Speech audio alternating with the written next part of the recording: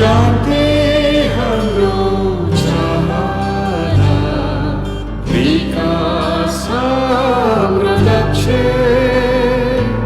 सूचना र अभिव्यक्ति हाम्रो सब पक्ष। हामी निर्माता सामुदायिक रेडियो। सामाजिक रूपान्तरणका लागि यो हो सामुदायिक सूचना नेटवर्क CIN। अहिले बेलुकीको 7:30 बजेको छ। सामुदायिक सूचना नेटवर्क CIN बाट अब प्रसारण हुँदैछ साझा खबर।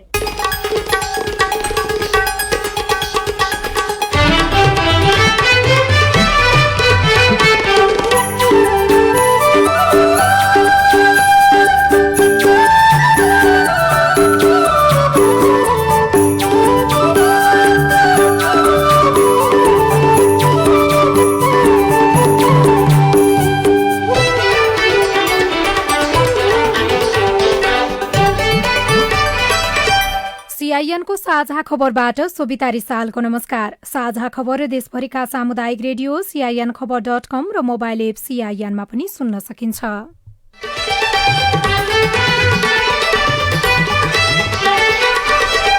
कोरोना संक्रमित घटेनन्, संक्रमितको संख्या 23,000 नाग्यो। 79 जनाको मृत्यु। कोरोना रोकथाममा सरकारले प्रभावकारी काम नगरेको कांग्रेसको आरोप। हामीलाई थाहा छ यो सरकार धेरै सुन्दैन र जे समस्याहरू छन् त्यसलाई सम्बोधन गर्न प्रति पनि चासो राख्दैन भन्ने हामीलाई थाहा छ। मन्त्री परिषद बैठक जारी। प्रधान न्यायाधीश सबराको भूमिका सन्तोषजनक नभएको नेपाल बार एसोसिएसनको निष्कर्ष। कोरोनाका संक्रमित बढेपछि काठमाडौँ उपत्यकाभित्र कडाई। राष्ट्रिय महत्वका दस्तावेजबारे संसदीय समितिले अध्ययन गर्ने। राष्ट्रिय महत्वका दस्तावेजहरू कहाँ छन्, राष्ट्रिय महत्वका लिखतहरू कसरी राखेका छ, संकलन गरेका छ कि छैन, त्यो कुराको अध्ययन गरेर। महामारीको समयमा वायु सेवा कम्पनीलाई 6 अर्ब घाटा। मास्क नलगाउने झण्डै 4 लाख मानिस कारवाहीमा। नवलपुर कोभिड विशेष अस्पतालको सेवा सुविधाबाट संक्रमितहरू सन्तुष्ट।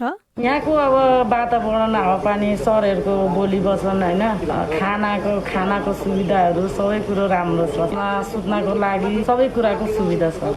र विश्वभर कोरोना संक्रमितको संख्या 2 करोड नाग्यो। 7,34,000को मृत्यु। फ्रान्सको राजधानी पेरिसमा मास्क अनिवार्य।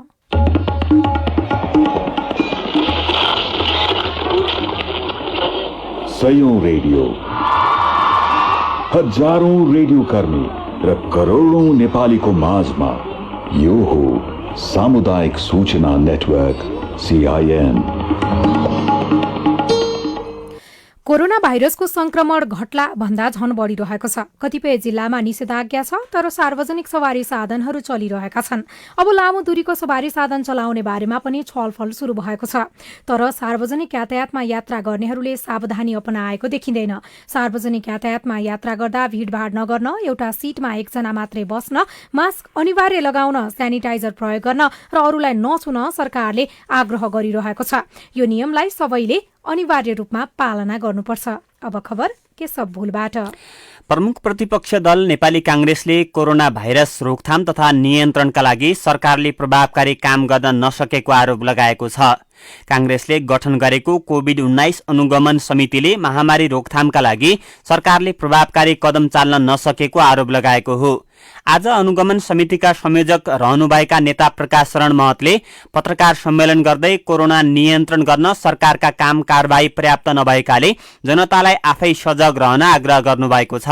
समिति संयोजक महतले आफूले दिएको सुझाव कार्यान्वयन गर्न सरकार गम्भीर नदेखिएको आरोप लगाउनुभयो। हामीलाई थाहा छ यो सरकार धेरै सुन्दैन र जे समस्याहरू छन् त्यसलाई सम्बोधन गर्न प्रति पनि चासो राख्दैन भन्ने हामीलाई थाहा छ। तैपनि हाम्रो कर्तव्य हो, जिम्मेवारी हो। साधन र स्रोत राज्यको संयन्त्र सरकारसँग छ र सरकारले आफ्नो कर्तव्य पूरा गर्नुपर्छ भनेर हामी भनिराखेका छौँ र अब पनि भन्न छोड्दैनौँ। भोलिका दिनमा पनि हामी भन्छौँ। समितिले कांग्रेसका नेता कार्यकर्तालाई कोभिड-19 को रोकथाममा लाग्न पनि निर्देशन दिएको छ। पछिल्लो 24 घण्टामा काठमाडौँ उपत्यकामा 44 जना सहित देशभर 338 जना कोरोना संक्रमित थपिएका छन्। यो सँगै देशभर कोरोना संक्रमितको संख्या 23,310 पुगेको मन्त्रालयका प्रवक्ता डाक्टर जागेश्वर गौतमले जानकारी दिनुभयो। पछिल्लो 24 घण्टामा 140 जना संक्रमित निको भएर घर फर्किएका छन् भने हालसम्म निको हुनेको संख्या 16,493 पुगेको छ। मन्त्रालयले निजी, सामुदायिक, सरकारी र गैर सरकारी अस्पतालले 20% बेड कोभिड बिरामीका लागि छुट्याएर सम्बन्धित हब अस्पताललाई सूचना गर्न निर्देशन पनि दिएको प्रवक्ता गौतमले बताउनुभयो। सबै निजी, सामुदायिक, सरकारी, गैर सरकारी अस्पतालहरूले आफ्नो अस्पतालमा 20% शैय्या कोभिड बिरामीहरूको लागि छुट्याई सम्बन्धित हब अस्पतालबाट HEOC लाई सूचना गर्ने र हब अस्पतालभित्रको स्याटेलाइट अस्पतालहरूको बिरामी व्यवस्थापन हब अस्पतालले नै गर्ने सूचना जारी गरिएको छ। कोरोना भाइरसबाट थप 4 जनाको मृत्यु भएको स्वास्थ्य तथा जनसंख्या मन्त्रालयले पुष्टि पनि गरेको छ। यो सँगै नेपालमा कोरोनाबाट मृत्यु हुनेको संख्या 79 पुगेको छ। सरकारले मास्क प्रयोग नगर्ने करिब 4 लाख व्यक्तिलाई नियन्त्रणमा लिएर कारबाही गरेको छ। सरकारले नेपालमा फैलिँदै गएको कोभिड-19 का कारण बन्दाबन्दी गरेपछि मास्कको प्रयोग नगर्ने देशभरका 3,95,000 व्यक्तिलाई नियन्त्रणमा लिई सम्झाई बुझाई छोड्नका साथै जरिवाना समेत गराएको छ। अनुमति बिना काठमाडौँ उपत्यका प्रवेश गर्न खोज्ने 7,600 सवारी साधन र करिब 19,400 यात्रुलाई प्रवेश नाकाबाटै फिर्ता गरिएको गृह मन्त्रालयका सहसचिव एवं प्रवक्ता चक्रबहादुर बुढाले जानकारी दिनुभयो। यस्तै तोकिएको निर्देशन विपरीत हालसम्म सवारी चलाउने करिब 1,37,000 दुई पाङ्ग्रे र 4 पाङ्ग्रे सवारी साधनलाई रोक्नुका साथै जोर बिजोर प्रणाली नमान्ने 5,300 सवारी साधनलाई कारबाही गरिएको मन्त्रालयले जनाएको छ। मन्त्रालयले कोभिड-19 को बढ्दो संक्रमण नियन्त्रणका लागि जारी निर्देशनको कडाईपूर्वक कारबाही गर्ने कार्य निरन्तर जारी रहेको पनि जनाएको छ। सरकारले संसद मार्फत जारी गरेका आश्वासन, राष्ट्रिय महत्वका दस्तावेज र प्रत्यायोजित व्यवस्थापनको बारेमा संसदीय समितिले अध्ययन गर्ने भएको छ। राष्ट्रिय सभाको प्रत्यायोजित व्यवस्थापन तथा सरकारी आश्वासन समितिले आज बसेको बैठकले अध्ययनका लागि 3वटा उपसमिति गठन गरेको हो। व्यवस्थित रूपमा कार्य सम्पादन गर्न सरकारी आश्वासन, प्रत्यायोजित व्यवस्थापन अध्ययन र राष्ट्रिय महत्वका दस्तावेज अभिलेख संरक्षण उपसमिति गठन भएका हुन्। समितिका सभापति रामनारायण बिडारीकै संयोजकत्वमा गठित राष्ट्रिय महत्वका दस्तावेज अभिलेख व्यवस्थापन अध्ययन उपसमितिले राष्ट्रिय महत्वका दस्तावेजको अवस्थाबारे अध्ययन गर्नेछ। 3वटै उपसमितिलाई बढीमा 3 महिनामा अध्ययन सकेर प्रतिवेदन बुझाउन समय दिइएको समिति सभापति बिडारीले CIN-सँग बताउनुभयो। नेपालको राष्ट्रिय महत्वका दस्तावेजहरू कहाँ छन्, राष्ट्रिय महत्वका लिखतहरू कसरी राखेका छ, संकलन गरेका छ कि छैन, कहाँ कहाँ संकलन गरेका छ, तिनीहरूको अवस्था कस्तो छ, त्यो कुराको अध्ययन गरेर प्रतिवेदन पेश गर्नलाई राष्ट्रिय महत्वको दस्तावेज अध्ययन उपसमिति गरी 3टा उपसमिति बनाइएको छ। यसको कार्यकाल 3 महिना राखेका छ बढीमा। नेकपाका सांसद शेरबहादुर कुँवर संयोजक रहेको सरकारी आश्वासन अध्ययन उपसमितिले नेपाल सरकारले संघीय संसदमा लेखेर वा बोलेर प्रतिबद्धता व्यक्त गर्ने क्रममा गरेका दिएका आश्वासन कार्यान्वयनको अवस्थाबारे अध्ययन गरिने सभापति बिडारीले जानकारी दिनुभयो। बालुवाटारमा मन्त्री परिषदको बैठक जारी छ। साँझ 5 बजेपछि सुरु भएको मन्त्री परिषद बैठकले कोरोना भाइरस सम्बन्धी महत्वपूर्ण निर्णय गर्न सक्ने प्रधानमन्त्री तथा मन्त्री परिषदको कार्यालयले जनाएको छ। यसअघिका मन्त्री परिषदका निर्णय कार्यान्वयनका सवालमा संशोधनको निर्णय गर्ने पनि तयारी भइरहेको छ। नेपाल बार एसोसिएसनले न्याय सम्पादनमा प्रधान न्यायाधीश सोलेन्द्र शमशेर जबराको भूमिका सन्तोषजनक नभएको निष्कर्ष निकालेको छ। एसोसिएसनले न्याय सम्पादनमा भएका विकृति, विसङ्गति हटाउनुपर्ने विभिन्न सत्रबुँदे माग सहितको ध्यानाकर्षण पत्र बुझाउँदै प्रधान न्यायाधीश जबराले न्याय सम्पादनमा व्यावहारिक भूमिका निर्वाह गर्न नसकेको जनाएको हो। बारले न्यायाधीश नियुक्तिको सम्बन्धमा न्याय परिषद ऐन 2073 को दफा 4 को व्यवस्था कार्यान्वयन गर्न माग गरेको एसोसिएसनका सदस्य मोहन शाह शङ्करले CIN-सँग बताउनुभयो।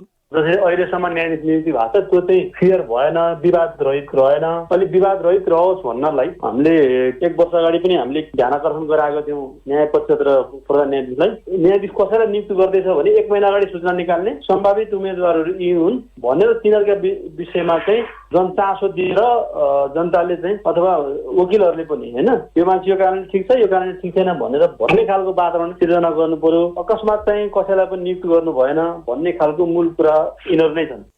बारले त्यस्तालाई पहिचान गरी न्याय परिषदमा हाजिर गराई प्रशिक्षण, तालिम र अध्ययनको उचित व्यवस्था गर्न पनि माग गरेको छ। गत चैतदेखि असार मसान्तसम्म मात्र वायुसेवा कम्पनीले 6 अर्ब रुपियाँ बराबरको घाटा बेहोरेको नेपाल नागरिक उड्डयन प्राधिकरणले जनाएको छ। प्राधिकरणका अनुसार यो वर्ष अनुमान गरिएको भन्दा 4.5 अर्ब रुपियाँको नोक्सानी भइसकेको छ। नियमित आम्दानीतर्फ प्राधिकरणले यस आर्थिक वर्षमा 8 अर्ब 33 करोड आम्दानीको प्रक्षेपण गरेको थियो, तर प्रगति भने 55% मात्र भएको छ। समग्रमा प्राधिकरणको आम्दानी 43%ले कम भएको प्राधिकरणको तथ्याङ्कमा उल्लेख छ। काठमाडौँ उपत्यकाभित्रका स्थानीय तहले अत्यावश्यक बाहेकका सेवा भदौ 15 गतेसम्मका लागि बन्द गर्ने निर्णय गरेका छन्। उपत्यका नगरपालिका फोरमको आज बसेको बैठकले स्थानीय तहका अत्यावश्यक बाहेकका सेवा 3 हप्ताका लागि बन्द गर्ने निर्णय गरेको हो। बैठकले सार्वजनिक यातायात सञ्चालनमा भदौ 15 गतेसम्म पुनः रोक लगाउन सरकारलाई अनुरोध गर्ने निर्णय पनि गरेको छ।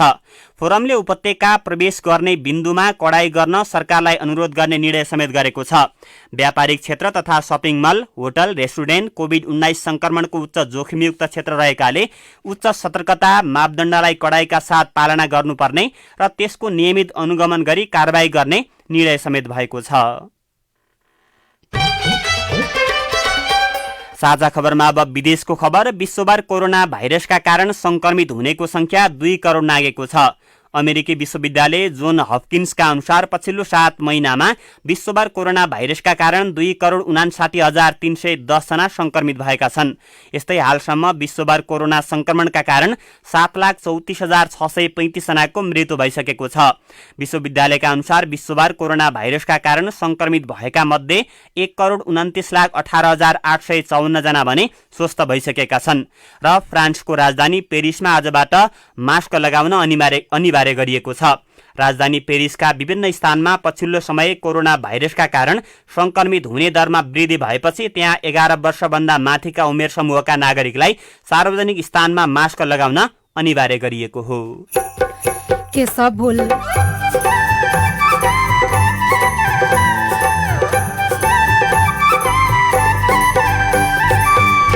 प्युठानको सरुमारानी गाउँपालिकामा छोरी पेवा कार्यक्रम प्रभावकारी।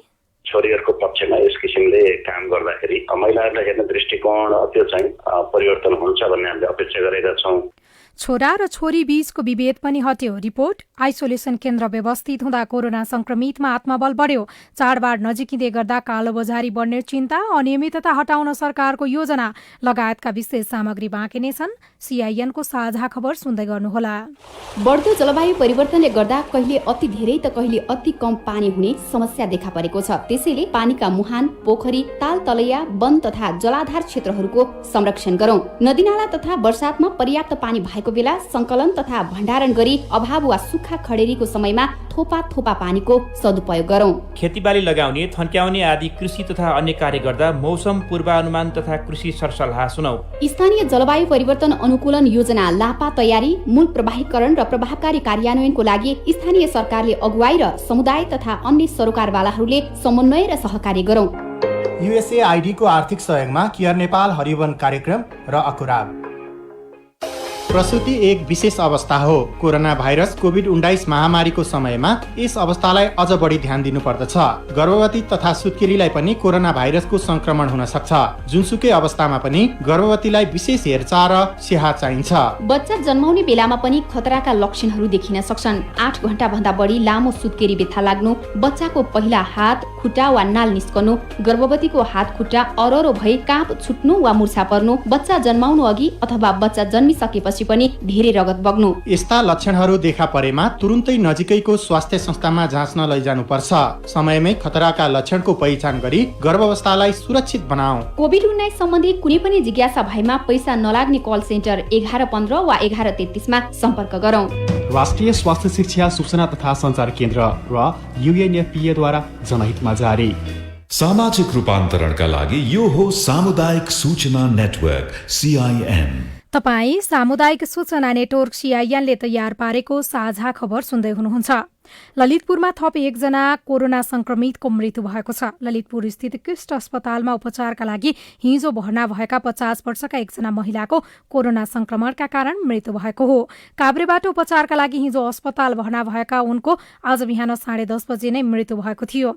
अस्पतालको MICU मा भर्ना भएकी उनको मृत्युपछि स्वाब संकलन गरेर पठाइएको र साँझ रिपोर्ट मा कोरोना संक्रमण भएको देखिएको अस्पतालका प्रमुख डाक्टर सूरज बज्राचार्यले सीआईएनलाई जानकारी दिनुभयो।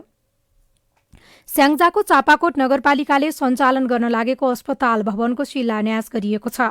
चापाकोट 4 दर्सिङमा निर्माण हुन लागेको अस्पताल भवनलाई तोकिएको समयमा नै निर्माण सम्पन्न गर्ने गरी काम थालनी गरिएको नगरपालिकाले जनाएको छ। करिब 6 रोपनी क्षेत्रफलमा 15 शैय्याको अस्पताल निर्माण हुने चापाकोटका नगर प्रमुख शिवकुमार गिरीले जानकारी दिनुभएको रेडियो आँधीखोला स्याङ्जाले खबर पठाएको छ।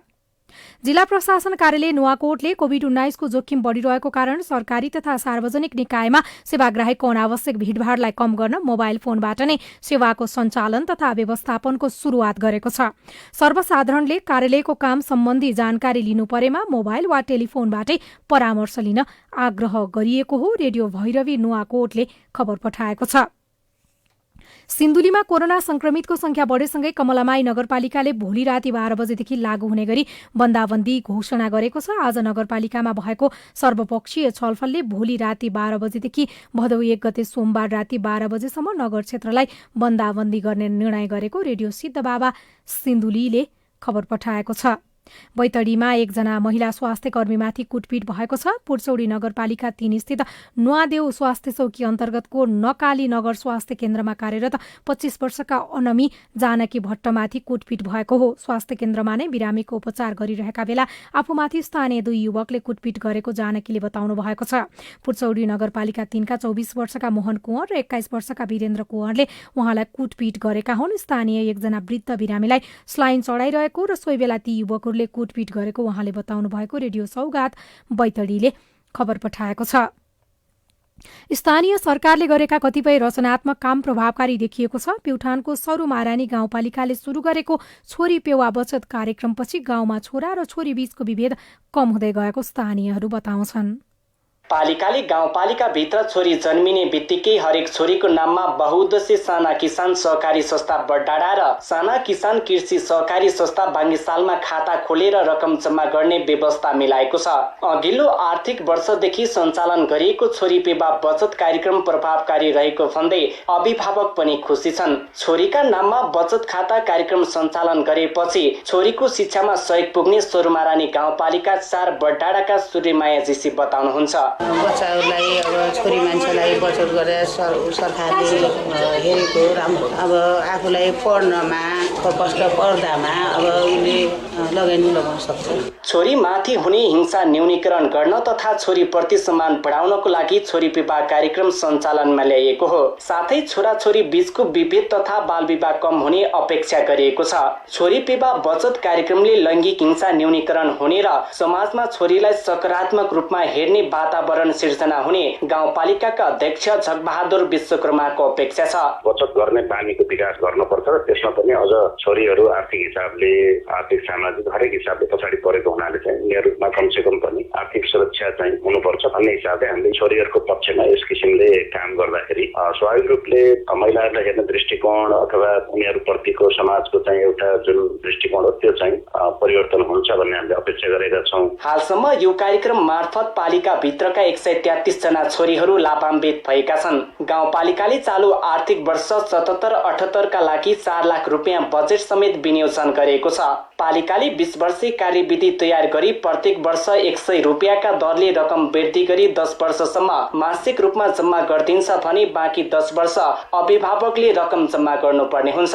यदि छोरीको विवाह 20 वर्ष अगाडि नै भए खातालाई गाउँपालिकाको आम्दानीमा रूपान्तरण गरिनेछ। छोरी विवाह बचत सञ्चालन भएपछि छोराछोरी बीच विभेद पनि कम हुँदै गएको गाउँपालिकाको महिला बालबालिका तथा समाज कल्याण शाखाका प्रमुख कल्पना घिमिरेको भनाइ छ। भित्र हिंसागति रूपमा छोराको अभावमा छोरीलाई गर्ने विभेद र भ्रूण हत्या र बहुविवाहका कुराहरू धेरै थिए र यो कार्यक्रमले गर्दाखेरि अहिले त्यसमा धेरै नियन्त्रण भएको हामीलाई आवाज भएको छ। अहिले छोरीका नाममा खोलिएको बचत खाताबाट भविष्यमा उनीहरूमाथि आइपर्ने आर्थिक समस्या समाधान गर्न टेवा पुग्ने गाउँपालिकाको विश्वास छ। Rabin Vishwakarma, CIN radio Mandavi, Pyuthan. साझा खबरमा अब हेलो CIN गीता चिमोरियाबाट। दाजुरेग्मी म चाहिँ दैलेख जिल्ला भगवतीमाई गाउँपालिकाबाट हो। पठन पाठन चाहिँ कसरी र कहिले सुरुवात हुन्छ भन्ने जान्नको लागि जवाफ दिँदै हुनुहुन्छ दैलेखको भगवतीमाई गाउँपालिकाका प्रमुख प्रशासकीय अधिकृत बखत बहादुर खड्का। हामीले चाहिँ यही 25 गतेबाट स्कुल खोल्ने भनेर सबै पढाउहरूलाई बोलाएर मिटिङ गरिएको थियो। दैलेख जिल्लाको अन्तभन्दा हाम्रो पालिकामा स्थिति सामान्य छ, त्यसले गर्दा 25 गतेदेखि खोल्ने भने पछि हामीले फेरि यसो भन्यौँ कि अझ यताउति अब गाउँतिर छर छिमेकमा कहीँ त्यस्तो छ कि अहिले नगरौँ। 25 गते होइन, 1-2 गतेदेखि भर्ना पनि सरकारले पनि अब भर्ना पनि लिने भनेको छ भनेर 1-2 गतेदेखि गर्ने भन्ने कुरो भएको हो। तर फेरि अब अहिले सरकारको निर्णय चाहिँ अब तत्काल विद्यालय खोल्नुहुन्न भनेर भनिरहेको छ। अब हामी त्यो स्थितिलाई हेरेर अनि अगाडि गर्ने भन्ने छ। अब अरू माथिकोलाई अब हेरेर भनौँ न अब सिफ्ट गर्ने कि के गर्ने त्यो अहिले छलफल भइरहेछ भन्दा हुन्छ। नमस्कार, म रौतहटबाट। धानको खेती पनि हुन्छ, त्यसको कारणले मलको अभाव धेरै छ। यो मलको अभावको कारणले बोर्डर वारिपारिका व्यक्तिहरू छलेर मल ल्याउने गरेका छन्। यसले अझै कोभिड-19 को सङ्कट निम्त्याउने छ कि छैन, अनि यो मलको परिपूर्ति कहिलेसम्म हुन सक्छ? यहाँका किसानहरू त्यस्तै चिन्तित छन्। एउटा त रोग अनि एउटा भोक। यस विषयमा हामीले रौतहटको चन्द्रपुरमा रहेको कृषि सामग्री कम्पनी लिमिटेडका शाखा प्रबन्धक रवि कुमार केसरीलाई सोधेका छौं। मल भनेको अब किसानको बुझाइमा युरिया मल नै अलिक सस्तो पर्न जानेको कारण चाहिँ युरिया मल अब किसानहरूको रुचाइमा अलिक बढी परेको। अब युरिया मल चाहिँ जग्गाको उर्वरा शक्ति पनि धेरै घटाउँछ, अलिक सस्तो परेर बढी रुचाइमा युरिया परेको। युरियाको अलिकति अभाव भए हो होइन, युरिया छैन हामीसँग। युरिया अब आउने क्रममा छ। डिएपी मल चाहिँ हामीसँग छँदैछ। डिएपी मल हामीले वितरण पनि गर्यौँ गत हप्ता। यो हप्ता अलि निषेधाज्ञा लागू छ, यो हप्ता अलिक गाह्रो छ अलि वितरण गर्न। नपाएर अब पाडीबाट त ल्याउने त्यस्तो कानुनी त त्यो छुट छैन। अब कसैले छलेर ल्यायो होला भने हाम्रो त त्यस्तो जानकारी छैन। त्यसमा त हाम्रो अब सुरक्षाकर्मीहरूले अब रोक लगाउने हो। तपाईँ जुनसुकै बेला हाम्रो फोन नम्बर 015260 मा फोन गरेर आफ्ना प्रश्न रेकर्ड गर्न सक्नुहुनेछ। तपाईँ सामुदायिक सूचना नेटवर्क CIN-ले काठमाडौँमा तयार पारेको साझा खबर सुन्दै हुनुहुन्छ। कोरोनाको नाममा कालोबजारी, उपभोक्ता ठगिँदै। 3-4 चोटि चिनी किन्न गएको, बजारमा चिनीको अभाव छ कि क्या, चिनी नै नपाइएर पसलले दैले पनि छैन भन्छन्, के भएर अभाव भएको।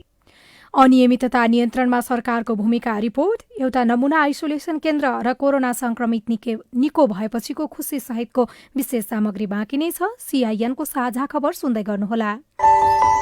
महिला हिंसा विरुद्ध जनहितमा जारी सन्देश। विपदको बेला महिला, बालबालिका, अपाङ्गता भएका व्यक्तिहरू र ज्येष्ठ नागरिक बढी जोखिममा पर्छन्। कोरोना भाइरसको संक्रमण र बन्दाबन्दीले महिला र बालिकाहरूमा शारीरिक, मानसिक, आर्थिक र यौनजन्य प्रकृतिका हिंसाहरू बढिरहेका छन्। कोरोनाको जोखिम र उनीहरूमाथि भइरहेको हिंसाले मनोसामाजिक समस्या बढ्न सक्छ। कुनै पनि बहानामा महिला र बालिकामाथि आफू पनि हिंसा नगरौं। हिंसा भएमा वा हुने डर छ भने तुरुन्तै सम्बन्धित निकायमा खबर गरौं। हिंसाको उजुरीका लागि निम्न निकायहरूमा सम्पर्क गर्न सकिनेछ। राष्ट्रिय महिला आयोग 1145, बाल हेल्पलाइन 1098 र 1177 मा खबर गरौं। वर्ल्ड भिजन इन्टरनेसनल नेपालबाट जनहितमा जारी सन्देश। वैदेशिक रोजगारी वा अन्य कुनै कामको सिलसिलामा परदेश जाँदा तथा त्यहाँ रहँदा आफूलाई HIV र एड्सबाट सुरक्षित राख्न सधैँ यी कुरामा ख्याल राख्नुहोस्। आधिकारिक काउन्टरबाट टिकट लिई सकेसम्म समूहमा यात्रा गर्नुहोस्। अपरिचित व्यक्तिले दिएको खानेकुरा नखानुहोस्। मदिरा वा नशालु पदार्थ सेवन नगर्नुहोस्। असुरक्षित यौन सम्पर्क नराख्नुहोस्। राख्नै परे कन्डमको सही प्रयोग गर्नुहोस्, नत्र HIV एड्स तथा यौन रोग लाग्न सक्छ। याद राख्नुहोस्, परदेशको कमाई महत्त्वपूर्ण छ, त्योभन्दा अझ महत्त्वपूर्ण हाम्रो परिवार तथा जीवन हो। त्यसैले HIV एड्सबाट आफू पनि बचौं र अरूलाई पनि बचाऊ। HIV एड्स रोकथाम तथा नियन्त्रणका लागि राष्ट्रिय एड्स तथा यौन रोग नियन्त्रण केन्द्र र ग्लोबल फन्ड सेभ द चिल्ड्रेनको सहयोगमा नागार्जुन डेभलपमेन्ट कम्युनिटीको संयुक्त प्रयासमा सार्वजनिक हितमा जारी सन्देश। सामाजिक रूपान्तरणका लागि यो हो सामुदायिक सूचना नेटवर्क CIN। तपाईँ सामुदायिक सूचना नेटवर्क CIN-ले तयार पारेको साझा खबर सुन्दै हुनुहुन्छ। सरकारको तथ्याङ्क अनुसार आजसम्म 6738 जना मानिस कोरोना संक्रमित भएर आइसोलेसनमा छन्। आइसोलेसन केन्द्रहरू राम्रो नभएका कारण कोरोना संक्रमित घर जान हतारिन्छन्, कतै त भागेकै समाचार पनि आउँछन्। अस्पतालको वातावरण राम्रो भएका कारण नवलपुरको कोभिड-19 अस्थायी अस्पताल, प्राकृतिक चिकित्सालय रजहरमा भने संक्रमितहरू खुसी खुसी बस्ने गरेका छन्। चिकित्सालयको सेवा बिरामीलाई दिने हौसला तथा व्यवहारले रोगलाई जित्न पनि सजिलो भएको निको भएकाहरू बताउँछन्। यहाँको अब वातावरण, हावापानी, सरहरूको बोली वचन होइन, खानाको सुविधाहरू सबै कुरो राम्रो छ।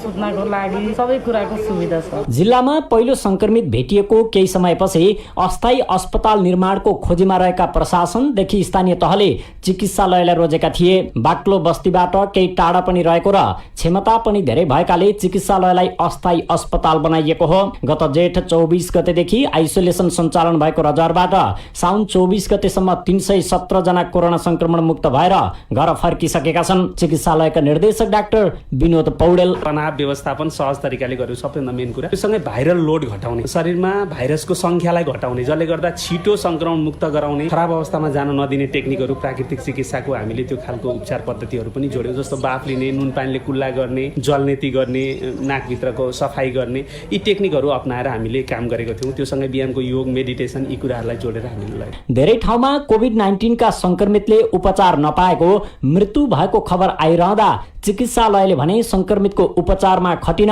दक्ष चिकित्सक सहित नर्सहरूको परिचालन गरेको छ। 24 घण्टा नेपाल प्रहरी र सशस्त्रले सुरक्षा दिन्छन्। यदि कसैलाई गम्भीर स्वास्थ्य समस्या देखिए चिकित्सालयको आफ्नै एम्बुलेन्स मार्फत ठूलो अस्पताल लाने गरिन्छ। व्यवस्थापक हरि सापकोटा, 24 घण्टा हाम्रो एम्बुलेन्स स्ट्यान्ड बाई बसेको छ भने हामीकोमा नेचुरोपेथीको विधाबाट उपचारलाई हामीले अगाडि बढाएको हुँदा यो विषयको विशेषज्ञ डाक्टर चिकित्सालयको निर्देशक डाक्टर विनोद पौडेल 24 घण्टा स्ट्यान्ड बाई र मध्यबिन्दु जिल्ला अस्पतालले हामीलाई 3 जना एलोपेथको डाक्टरहरू र प्यारामेडिकल स्टाफ र हाम्रो आफ्नै प्यारामेडिकल स्टाफहरू पनि हामीले 24 घण्टा स्ट्यान्ड बाई राखेको कारणले गर्दा कुनै पनि पलमा कसैलाई पनि केही अप्ठ्यारो परेको छैन। कोरोना भएर तनावमा रजहर पुगेकाहरूलाई चिकित्सालयमा तनाव हटाउने उपायहरू सिकाइन्छ। बिहान योगा, मह र तातो पानीको नियमित प्रयोग, स्थानीय उत्पादनको तरकारी, खाना खुवाउने गरिन्छ। चिकित्सालय भित्रको राम्रो व्यवहार र वातावरणले मनोबल उच्च बनाउन सजिलो भएको उपचारार्थ व्यक्तिहरू बताउँछन्। यहाँ खानाहरू पनि एकदम राम्रो देखे र योगा सेगा, बिहान बेलुका एक्सर्साइजहरू यताउता ध्यान भन्दा एकदम राम्रो छ, रमाइलो राम्रो छ। यहाँ खानासाना पनि एकदम मेन्टेन गर्नु, त्यही भएर यहाँनिर अब खानामा टाइममा छ, राम्रो छ एकदम। अनि बिहानमा योगाहरू छ, खेलकुदहरू रमाइलो छ। यसमा सबै साथीभाइहरू मिलेर खेल्ने, यता सहयोग गर्ने, त्यो सेड्युल पनि अब घर म पनि अब लागू गर्छु है। शनिबार मात्रै 20 जना उपचारपछि निको भएर घर फर्किएका छन्। चिकित्सालयका डाक्टरहरूको सहयोग र सकारात्मक ऊर्जा नै आफ्ना लागि औषधि भएको कोरोना जित्नेहरूको भनाइ छ। डोलराज राणाभाट, CIN, विजय FM, Gaindakot, Nawalparasi. Novel corona भाइरसको रोकथामका लागि भन्दै सरकारले 4.5 महिना अघि बन्दाबन्दी अर्थात् लकडाउनको घोषणा गर्यो। बन्दाबन्दीको स्वरूप बदलेर कतै खुकुलो र कतै कडाई भइरहँदा नेपाली समुदायले मान्ने मुख्य पर्वहरू नजिकिँदैछन्। बजारमा भने कालाबजारी र अनियमितता देखिन थालेको छ। काठमाडौँको अनाम नगरमा बस्ने अस्मिता राउत दैनिक उपभोगका लागि चिनी किन्न नजिकैको पसल जानुभयो, तर चिनी अभाव भएको भन्ने सुनेपछि फर्कनु पर्यो। 3-4 चोटि चिनी किन्न गएको, बजारमा चिनीको अभाव छ कि क्या, चिनी नै नपाइएर पसलले दैले पनि छैन भन्छन्, के भएर अभाव भएको नि। साल्ट ट्रेडिङले खुद्रा मूल्यमा 73 रुपैयाँमा बेच्ने चिनी बजारमा 90 मा पाउन थालिएको छ।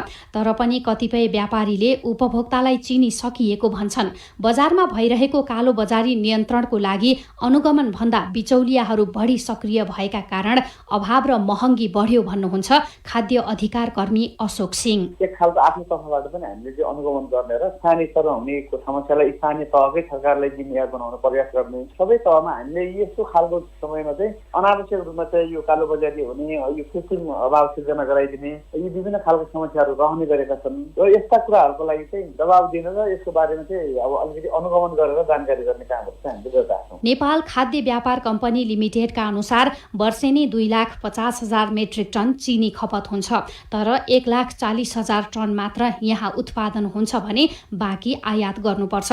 साल्ट ट्रेडिङ कर्पोरेसनमा भने 1,1200 टन चिनी मौजदात छ। चिनी मात्रै होइन, अरू दैनिक उपभोग्य सामग्रीमा पनि व्यापारीको मनोमानी छ। खाद्य विज्ञ यमुना घले, कसरी त्यो खाद्य उत्पादनको श्रृङ्खलालाई नटुटाउने, उत्पादनको अभाव भएको बेलामा पनि हामीले उपलब्ध गराउने भन्ने पनि एउटा प्रशोधनका पाटा भए, संरक्षणका पाटा भए, भण्डारणका पाटा भए, त्यो कुरा पनि हेर्नुपर्ने हुन्छ। र अर्को चाहिँ महत्त्वपूर्ण पाटो भनेको बजारको नियमन हो। उपभोक्तालाई सरकारले अप्ठ्यारो पर्छ त्यति बेला चाहिँ निजी क्षेत्र चाहिँ जिम्मेवार भएर देखिनुपर्छ, तर त्यो देखिँदैन। बजारमा खाद्य तथा अरू सामग्रीको अभाव एकातर्फ छ भने सरकार मातहतका निकायमा यी सामग्री थुप्रो लागेको छ।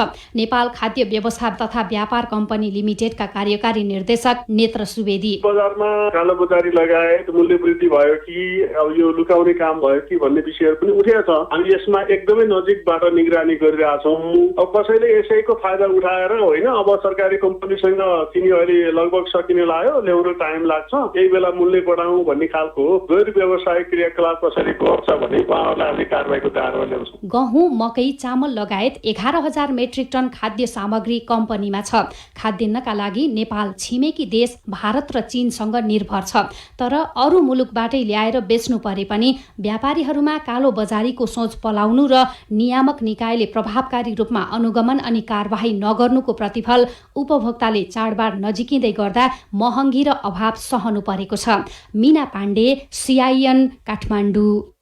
कोरोना संक्रमित बढ़िरहेका छन्। संक्रमितको संख्या 23,000 नागेको छ। 79 जनाको मृत्यु भएको छ। प्रधान न्यायाधीश सबराको भूमिका सन्तोषजनक नभएको नेपाल बार एसोसिएसनले निष्कर्ष निकालेको छ। कोरोना संक्रमित बढेपछि काठमाडौँ उपत्यकाभित्र कडाई गरिएको छ र विश्वभर कोरोना संक्रमितको संख्या 2 करोड नागेको छ। 7,34,000को मृत्यु भएको छ। हवस् त आजलाई साझा खबरको समय सकियो। प्राविधिक साथी सुभाष पन्तलाई धन्यवाद। भोलि साउन 27 गते बिहान 6 बजेको साझा खबरमा फेरि भेटौँला। अहिलेलाई भने म सोभिता रिसाल पनि बिदा हुन्छु। नमस्कार, शुभरात्रि।